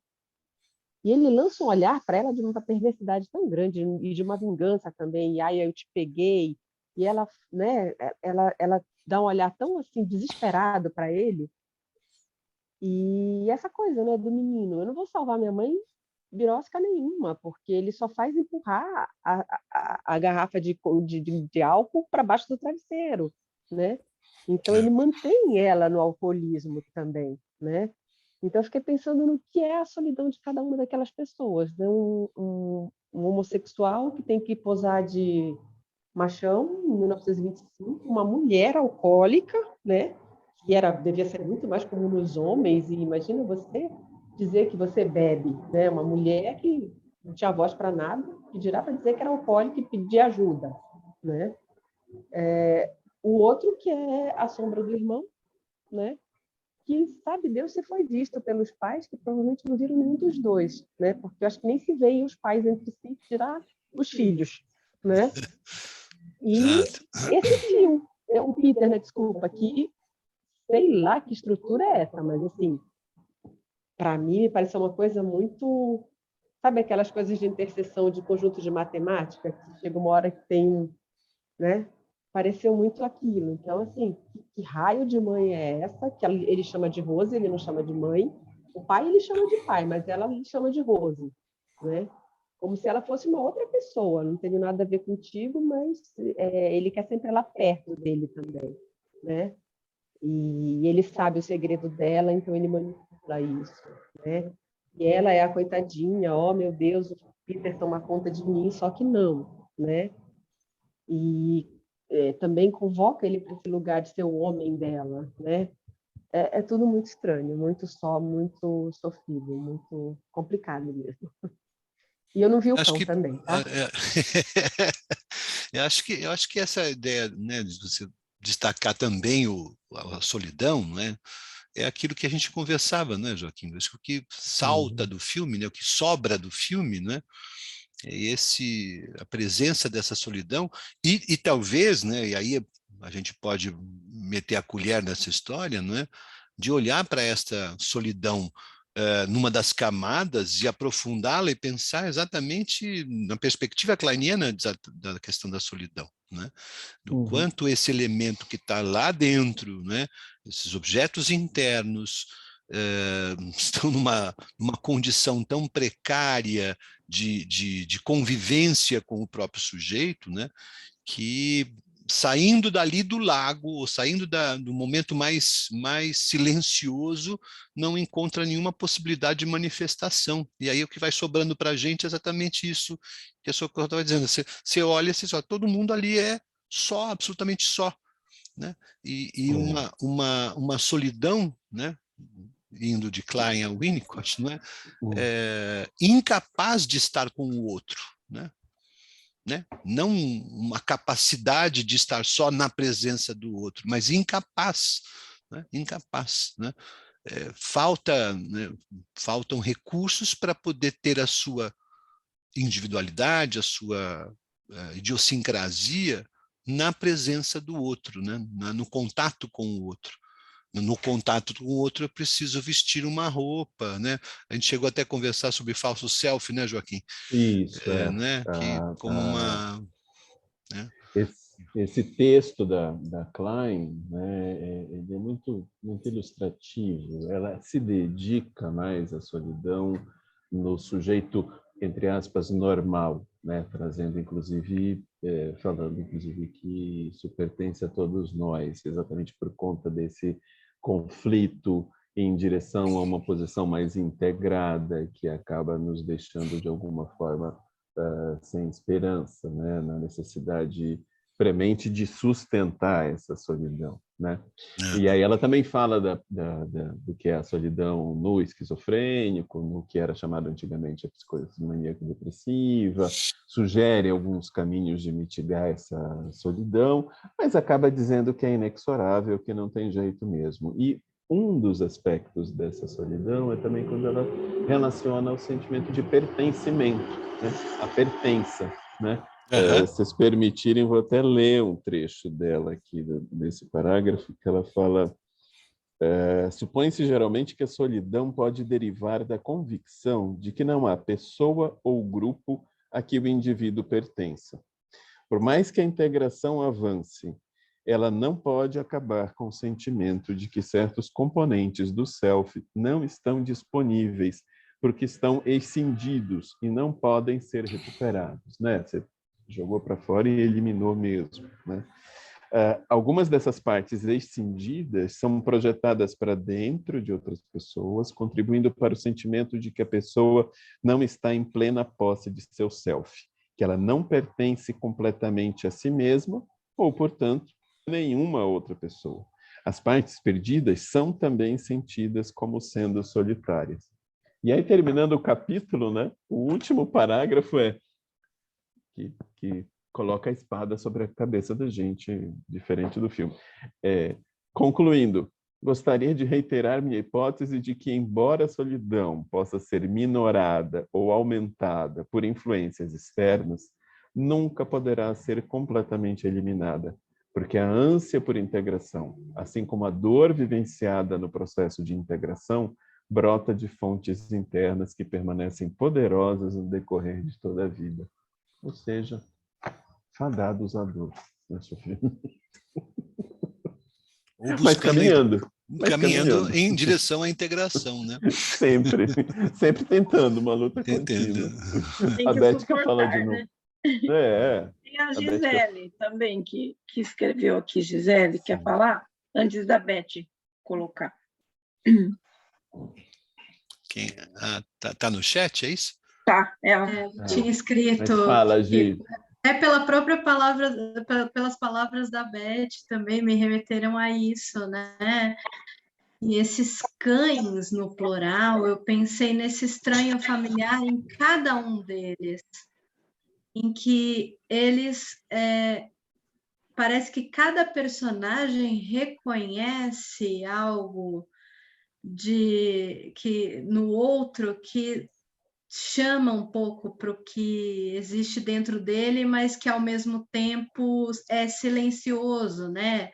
E ao mesmo tempo não também, né? Tem algo que perturba ali. Me remeteu muito ao estranho familiar, né? E que cada um ali internamente se ataca em alguma medida, isso fica explícito em vários, né, dos personagens, e entre eles também, né, de formas diferentes, até nas cenas que aparentemente não, como eu pensei na cena da Rose não tocando o piano, né? Ela treina, na hora chora e não toca, mas isso constrange a todos. Isso coloca o marido tão amado e protetor e cuidador numa posição difícil, né? Diante das pessoas que ele quer impressionar de alguma forma, né? Com ela. Ele também, ao colocá-la numa posição admirável, a coloca numa saia justa tremenda, porque ela não quer estar ali fazendo aquilo, né? Então tem algo sempre um pouco obscuro ali no ar, né? Eu achei que esse ataque dos cães me remete muito a esses diversos ataques de cada um de cada cão dentro de cada um deles, né? E essa sombra, né, também do cão da montanha, né? Dá para ver ou não dá para ver? Todo mundo ficou, né? Quem viu, quem não viu? Como é que é essa história? Né? É uma nuvem que se esvai ou está ali o tempo todo a cada sol que reaparece, né? Sim, perseguindo. E não querendo mudar de assunto, Gisele, acho que você está enfatizando esse aspecto, né, dos cães ou do cão e tal, indo um pouco na direção do que a Beth tinha falado no começo a respeito do desejo, né? Eu fiquei pensando que, né, o Freud já havia dito para nós que a sexualidade é perversa e polimorfa, não é? E que, portanto talvez, aí nessa linha de raciocínio, eu fui parar num outro lugar completamente diferente. Eu ia pedir uma ajuda a vocês. Tem uma canção que acho que todos conhecem, que é O Que Será, do Chico Buarque, né? O que é que ele está falando? Do que é que ele está falando? Né? Né? São sucessivos, que é isso, não é aquilo, né? Não é isso nem aquilo. Mas o que é finalmente? Né? O que é finalmente que o Chico está falando? Né? Eu sempre penso que é a sexualidade. Né? Quando eu ouço aquela canção, fico pensando, o que é isso que ele está falando? Vamos, né? Até busquei a letra aqui agora há pouco, né? Que andam suspirando pelas alcovas, que andam sussurrando em versos e trovas, que andam combinando no breu das tocas, que anda na cabeça, anda nas bocas, que anda acendendo vela nos becos e por aí vai. Né? É uma sucessão de... Né? Será que o cão não está aí no meio dessa história toda, né? Dessa canção do Chico? Né? É uma impressão que eu tenho, né? Pensando na ideia da Beth sobre desejo, a sexualidade, etc. E nessa questão que você destacou aí, Gisele, sobre cão ou cães, né? A questão do plural, né? Neles e em cada um de nós, né? Talvez isso, né? Talvez isso. Beth de mãozinha levantada ali de novo. Gente, a hora que for para parar, vocês cortam, vocês caem a internet, derrubam a gente, fazem alguma coisa. Seu microfone, Beth. Eu estou tomando vinho e água aqui, então eu vou longe. Aqui. Eu não tinha muito me tocado muito com essa história da solidão que vocês estão falando, mas eu fui ler o Salmo, eu adoro o Salmo, quer dizer, a parte da Bíblia que eu mais gosto é o Salmos. Eu nunca li a Bíblia inteira, mas os Salmos eu gosto, eu tenho um livro de Salmos, inclusive, porque eu acho eles bonitos, poéticos, sugestivos, metafóricos, enfim, eles servem para tudo, inclusive. Eu tenho até alguns salmos assim, para não esquecer. De bolso, né? Agora, esse salmo é o Salmo 20, eu fui olhar, não sei se vocês foram olhar, ele é maravilhoso, é um salmo até conhecido, e ele fala uma coisa, eu me lembrei quando vocês começaram a falar da solidão, ele tem 32 versículos, acho que é o Salmo 22, né, de Davi, ele tem 31 versículos. No primeiro versículo, que esse que ele se refere no filme é o versículo 20, mas no primeiro ele diz assim: meu Deus, por que me abandonaste? É um salmo famosíssimo, porque estás tão longe de salvar-me, tão longe dos meus gritos de angústia. Ou seja, é a plena solidão. E eu li algumas interpretações de que esse salmo também ele se refere à crucificação, né, em que Cristo está na mais completa solidão, né, no imaginário, né, cristão. E esse salmo, que é o versículo 20, né, que ele fala: livra-me da espada, né? Aí tem várias traduções desse livra-me da espada, mas ele não quer usar da violência. Até é uma história interessante que surgiu agora com Bolsonaro, quando ele disse agora que no Corpus Christi, se Jesus estivesse vivo, né, puxaria espada, puxaria uma arma. Mas ele diz: livra-me da espada, quer dizer, ele está se referindo também a Cristo. Livra a minha vida do ataque dos cães. É esse que é o salmo que ele se refere nesse conto. Então, é uma pessoa, sim, em plena solidão. Assim, eu acho que seria interessante ler o salmo todo, porque ele é muito bonito. Ele é um dos salmos que eu, assim, tenho... Eu acho que ele é muito sugestivo quando a gente vê esse filme lendo esse salmo, né? Porque o filme se refere a ele. Livra-me da espada, livra a minha vida do ataque dos cães. E esses cães são aquilo que a gente puder. Mas, no fundo, é o mal, né? É o demônio, é o mal, é tudo que é ruim, enfim, vamos dizer assim. E o salmo seguinte, ele fala também: livra-me da boca dos leões e dos chifres dos bois selvagens. E tu me respondeste. Porque aí ele vai, enfim, no Salmo, ele fica clamando pela presença, né? No caso, pela presença divina, né? Para que o proteja. É muito bonito o Salmo. Eu aconselharia, é fácil de achar na internet, tem. Agora, o problema são as traduções, que cada tradução que a gente pega, por exemplo, no inglês, estava vendo hoje, ele fala do cão, ele sempre usa o dog, né? Tanto que o filme, o filme fala o nome do filme Power Dog. Power of the Dog.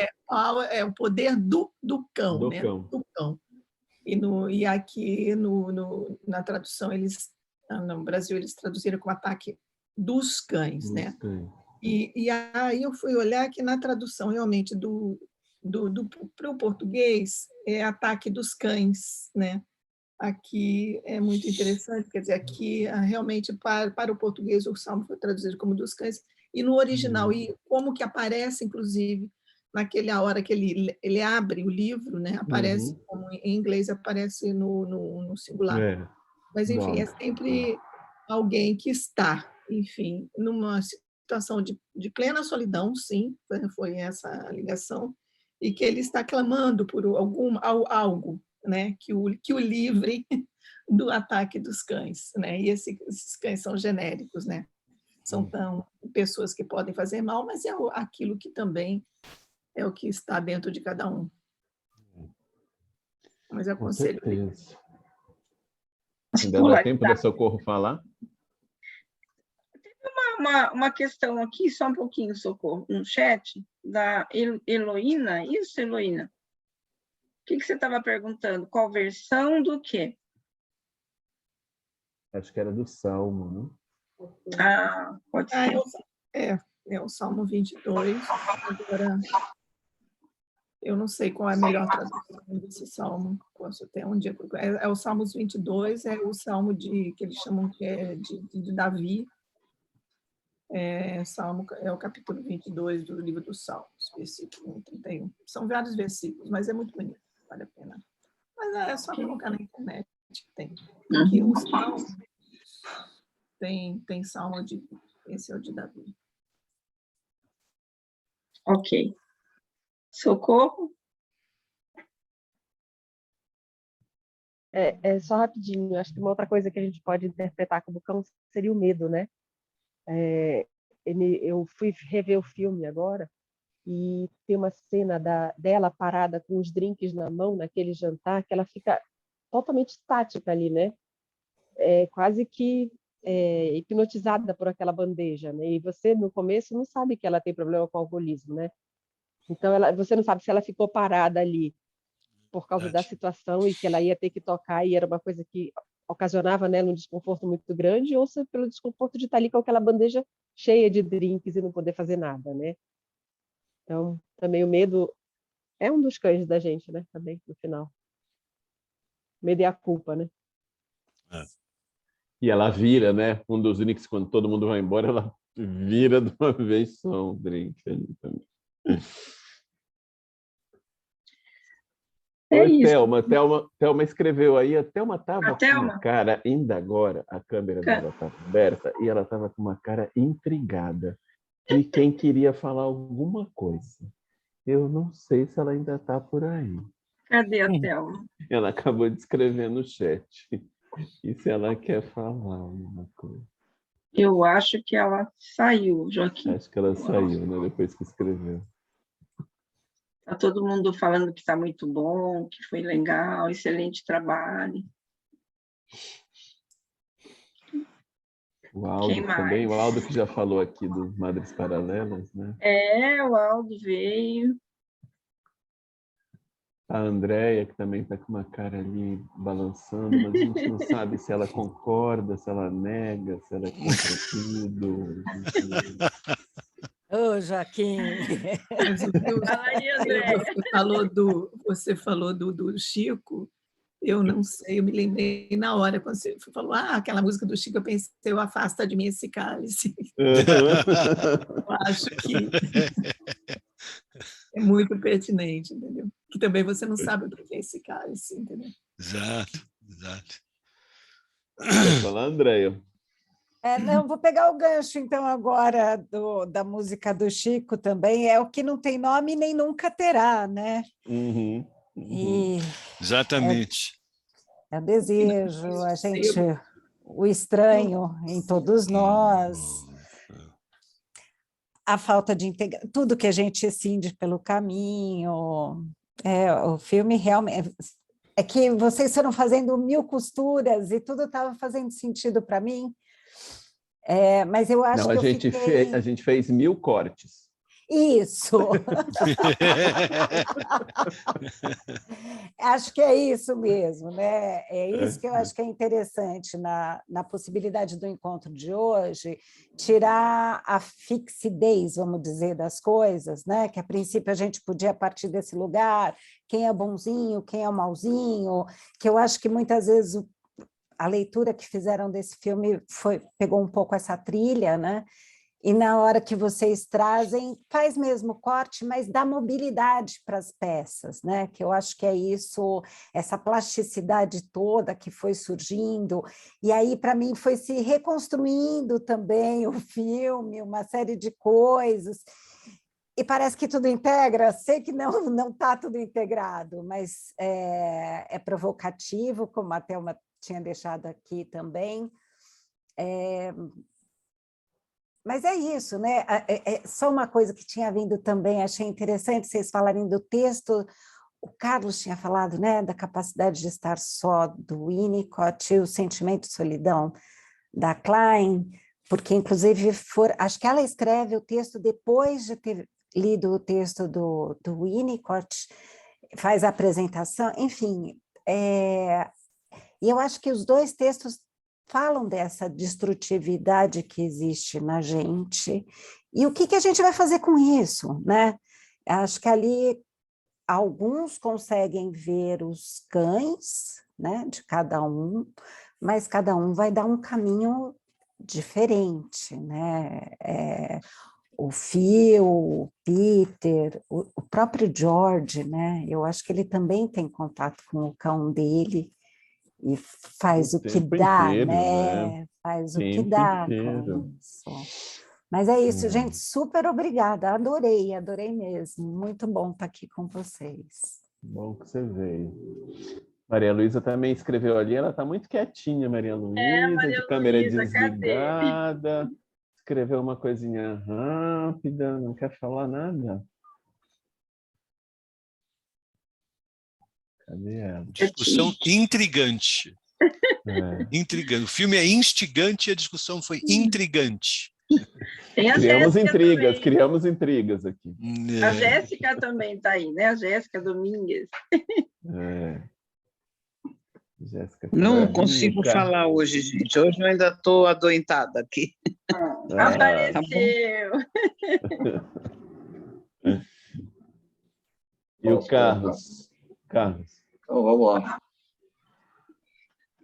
Uma primeira pergunta, uma outra pergunta que me veio depois, além dessa questão de capacidade de estar só, solidão, né, etc. Foi uma, por que foi feito esse filme? Por que o quê? Por que foi feito esse filme?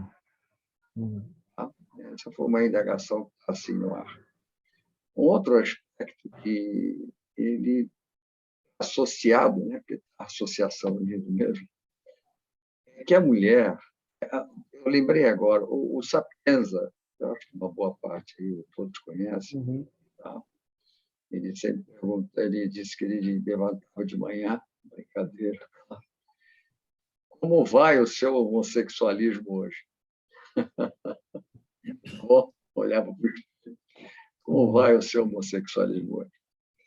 Mas, indo um pouco além, o que me ocorreu é o seguinte, aquele crescei-vos e multiplicai-vos.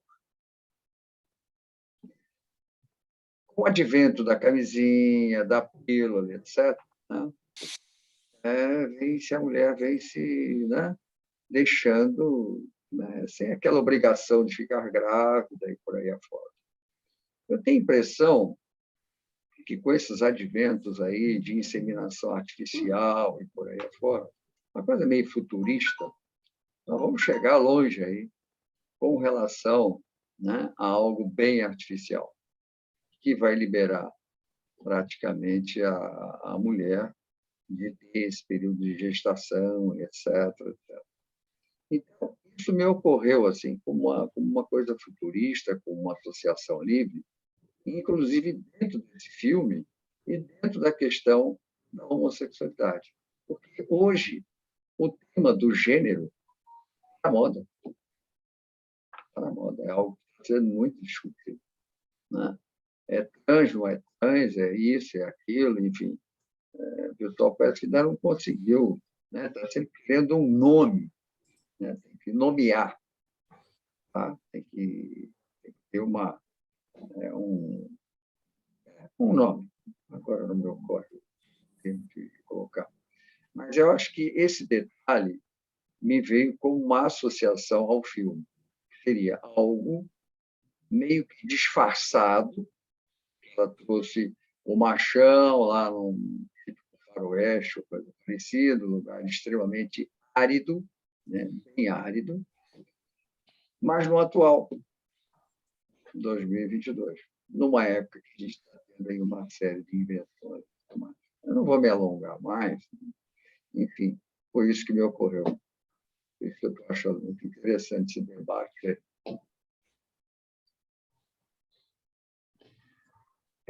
Acho que você traz uma coisa bem importante, que é a questão da nomeação, né?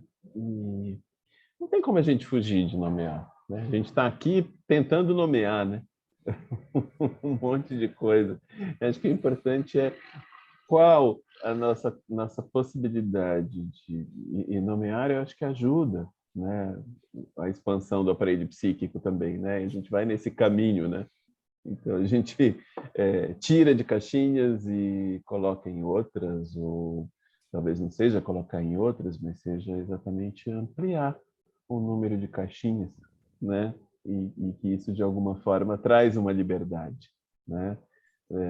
A gente vai aos poucos saindo de alguns ônus, como você falou também. Acho que a gente vai chegar no ponto que a gente vai, entre aspas, comprar filho no supermercado, né? Chega na prateleira do mais alto, do mais baixo, como é que compra, como é que faz. Uau! Sei lá, né? O que nos espera aí pela frente, né? Mas que é uma libertação para a mulher, né? De sair desse ônus. Por vezes, eu penso, como médico, né, a beleza da criação e do desenvolvimento de um corpo somático psíquico, né, E, ao mesmo tempo, a complexidade e o peso que isso traz para a mulher ao longo de toda a existência da mulher, né? Não é de ontem, né? E que ainda está muito presente isso, né? Então, aquelas que têm, tem muitos, teve porquê. Aquelas não têm, não teve porquê. Aquela que teve só um, porquê. A mulher está sempre sendo questionada, né? Ninguém chega para o homem e pergunta, mas e aí, vai ter o filho? E aí, por que teve só um? E aí, chega para a mulher, né? Como se ela fosse a única responsável. Então, acho que é isso, né? Conhecimento, liberdade, poder de criação, de novos caminhos, a semelhança dos caminhos na psicanálise aqui, né? Acho tão emblemático esse nome, né? Caminhos na psicanálise, né? São tantas as possibilidades. Acho que a gente está na psicanálise para construir novos caminhos. Caminhos. Né? Não é para acabar com os antigos, para destruir os antigos, mas é para transformar, né? Novos. Não, é interessante, acho que a Andrea estava fazendo uma observação a respeito de algo muito parecido, né, sobre cortes, né, cortes ou costuras, né, e aí vou conversa entre vocês dois. Eu fiquei pensando que tem uma peculiaridade nesse nosso encontro, e aí, para quem não esteve em outros, né, que foi, acho que justamente essa decisão que o Joaquim e eu tomamos de abrir, né, de contar com a participação efetiva mesmo, como aconteceu aqui hoje. Então, sem querer jogar confete em ninguém aqui, mas acho que talvez resida justamente num encontro tão plural como esse, né, de participação de todos, exatamente a possibilidade de caminhos, né, porque não se reduziu a fala do Joaquim, ou a minha fala, ou aquilo que talvez nós dois pudéssemos ter articulado antecipadamente, mas alguma coisa que nós destacamos, nós apenas pensamos alguns cortes, né? E soltamos esses cortes aqui no nosso encontro, e aí todos, né? Quem quis ou quem pôde, enfim, né? Da maneira que pôde, acabou participando e contribuindo, né? Para aquilo que nós pudemos construir hoje. Se nos encontrarmos aqui um mês, um ano para tratar do mesmo assunto, talvez vamos construir outras coisas, né? E, enfim, né? Acho que está aí, a possibilidade de não termos verdades, né? Mas termos perguntas, né? Não termos respostas, mas termos perguntas, né? E acho que é muito bom, né? Por isso que são caminhos na psicanálise, não caminho na psicanálise, né? Já pegando a questão do plural, do singular aí, né? Cortes e costuras. Cortes e costuras, é.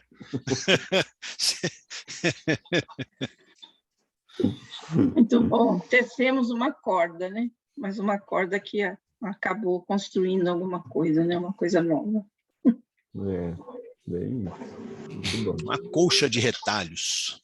Isso. Muito bom. Acho que é isso. Alguém mais? Ainda dá tempo, né? De dizer alguma coisa.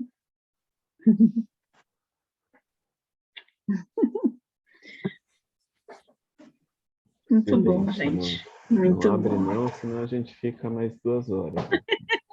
Eu vou falar de novo. Pronto. A Beth também quer falar, tá vendo? Eu precisava terminar. Eu sou super a favor que a gente continue gestando, mas que a gente entenda diferente esse processo de criação, né? Depois que você pare a criatura, né? Ou antes mesmo, né? E outra coisa, eu quero agradecer pelo convite, achei muito legal. Se eu puder, vou participar disso também. Obrigada. Também gostei muito. Que bom, Beth. Legal. A gente que agradece, né? Foi muito bonito mesmo, como o Cláudio disse, foi diferente dos outros, né? Teve alguma coisa nova aqui hoje, né? Mas, Joaquim, muito obrigada, viu, por você ter vindo, né? Foi muito lindo, meu amigão aí, que a gente já trabalha junto, né? Nessa coisa aí da psicanálise. Muito obrigada. E o Cláudio também, né? Por ter vindo, feito essa parceria aí muito legal, né? E todo mundo, né? Estão sempre convidados a voltar. Quem quiser falar, quem quiser ouvir, quem quiser trocar, né? Estamos abertos aqui, né, Cláudia? Claro que sim, claro que sim. Vocês se reúnem com alguma periodicidade? É uma vez por mês. Contem aí, pessoal. Não, vocês têm alguma periodicidade? Então, esses cines, né, que a gente chama Cine Caminhos, né? Ele acontece um por mês, Beth. Todo mês tem. Então, alguém que deseja fazer, não necessariamente profissionais só, psicanalistas, né? Mas a gente sempre tem um diálogo que vai remeter um pouco à psicanálise, um diálogo, né? Então, todo mês tem. Agora, no mês de agosto, a gente já até tem aqui também vai ter dia 13 de agosto, é um sábado também, vem a Alessandra Ruivo, né? Uma psicanalista. Ela vai falar o filme O Segredo dos Seus Olhos. Maravilhoso. Vai discutir esse filme e vai ser às 17 horas também. A gente costuma divulgar no Facebook, no Instagram, sempre esse nome, né? Caminhos na Psicanálise.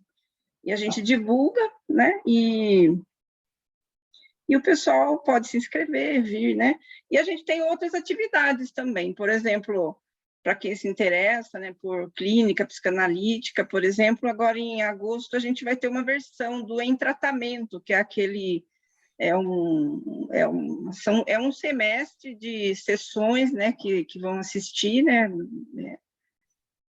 A Manuela faz parte, né, Manuela? Quer explicar um pouquinho como que vai ser? Agora vai ter uma aula inaugural também, né? Dia 13, que parece que é o Bruno Marte que vai fazer, para iniciar essa versão agora. Eles pegam um paciente, né? Que é uma série em Treatment, do HBO, que tem várias temporadas. Eles estão agora na 2ª temporada, então eles pegam um paciente, passam todas as sessões, né, desse paciente. Se eu não me engano, é um paciente Walter, né, que é um homem idoso que vai para análise porque a mulher manda ele ir, né? É bem interessante. Né?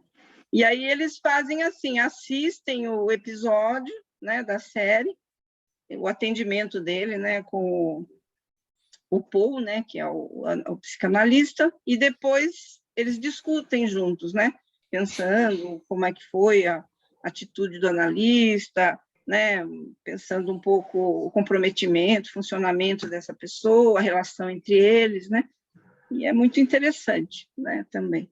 Então, essas duas coisas que a gente tem aí em agosto agora. E o Cine é sempre, todo mês vai ter, né? A gente vem e faz essa discussão. Então, estão todos convidados. Já fiz aí a propaganda.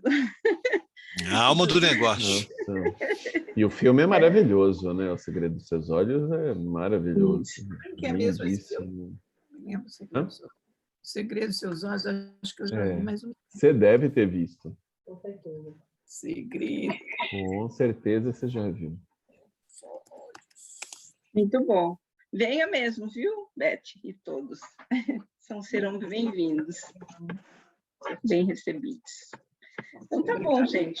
A gente não quer ir embora, será? Está todo mundo...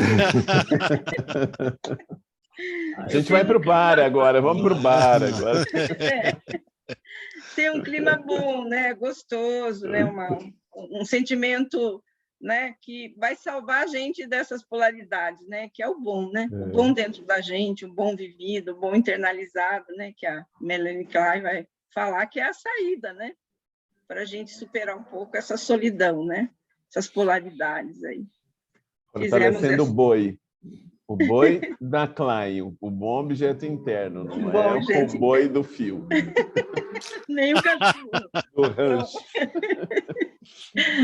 Então, tá bom, gente. Então, obrigado, gente. Boa noite para todos. Obrigado, gente. Boa noite. Tchau, boa noite. Foi um prazer. Boa noite. Bom, obrigado, Joaquim, Klein, pessoal. Tchau. Tchau. Tchau.